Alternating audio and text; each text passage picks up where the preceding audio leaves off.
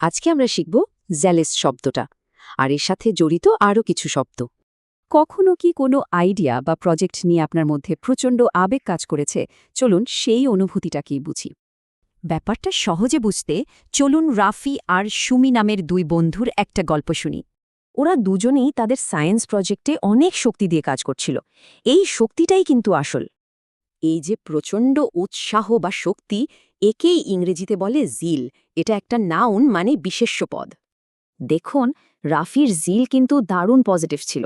সে তার পুরো টিমকে উৎসাহিত করেছিল।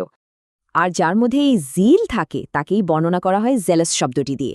এটা একটা অ্যাডজেক্টিভ। কিন্তু সুমির আবেগটা এতটাই বেড়ে গেল যে সে আর কারো কথাই শুনছিল না। আবেগ যখন কাউকে একগুঁয়ে করে তোলে তখন তাকে বলে জেলট। এটা কিন্তু একটা নেগেটিভ শব্দ। আর একজন জেলেটের এই রকম চরম গোরাম্যপূর্ণ আচরণকেই বলা হয় জেলেট্রি। তাহলে মূল পার্থক্যটা পরিষ্কার, তাই না? জিলাস মানে ভালো আবেগ, আর জেলট মানে খারাপ গোড়ামি।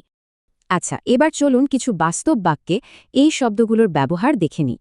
এখানে জেলাস ড্রাইভ মানে হল তাদের প্রচণ্ড উৎসাহ মার্কেটে একটা বড় পজিটিভ পরিবর্তন এনেছিল। এই বাক্যে পরিবেশের প্রতি তার যে গভীর আবেগ, সেটাই তার ক্যারিয়ার গড়ে দিয়েছে। এখানে জিল শব্দটা সেই প্রচণ্ড শক্তিকে বোঝাচ্ছে যা তাকে তার ক্যারিয়ারে এগিয়ে নিয়ে গেছে। এটা একটা নেগেটিভ ব্যবহার, মানে লোকটি এতটাই গোড়া ছিল যে অন্যের মত শুনতেই চাইত না।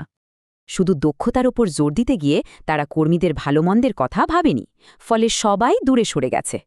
এই বাক্যে রাজনৈতিক গোড়ামির কারণে ভালো কোনো আলোচনায় আর এগোতে পারেনি।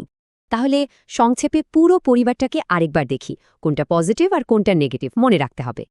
তার মানে মূল কথাটা হলো, আবেগ থাকা ভালো, কিন্তু সেই আবেগের একটা ব্যালেন্স থাকাও খুব জরুরি। শেষ করার আগে একটা প্রশ্ন, আমরা কিভাবে নিজেদের আবেগকে পজিটিভ রাখতে পারি আর গোড়ামি থেকে দূরে থাকতে পারি?